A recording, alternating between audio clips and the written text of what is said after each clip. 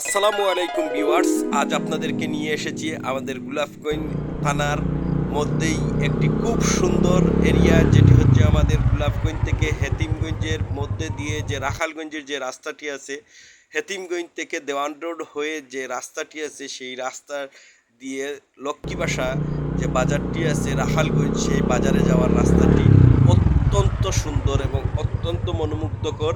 আপনি চাইলেই বিকালে ওই দিকে যদি আপনি মোটরসাইকেল নিয়ে যেতে পারেন, প্রাকৃতিক যে বাতাসটা এবং এখানের যে দৃশ্যটা সেটি আসলে মনোমুগ্ধকর।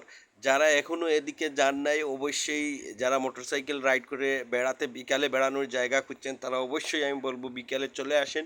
এই জায়গাটি পিকচারের জন্য অত্যন্ত সুন্দর এবং চমৎকার, যা বলা বাহুল্য।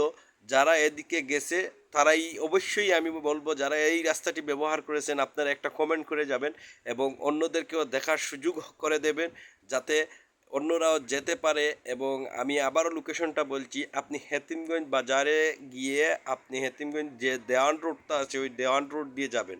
দেওয়ান রোড দিয়ে গেলেই আপনি এই রাস্তাটা পেয়ে যাবেন। দেওয়ান রোড দিয়ে যাওয়ার পরে যে কাউকে বলবেন বলে আমি লক্ষ্মীবাসা বাজারে যাব, সেই লক্ষ্মীবাসা যাওয়ার যে রাস্তাটা, সেই রাস্তাটা হচ্ছে এটি।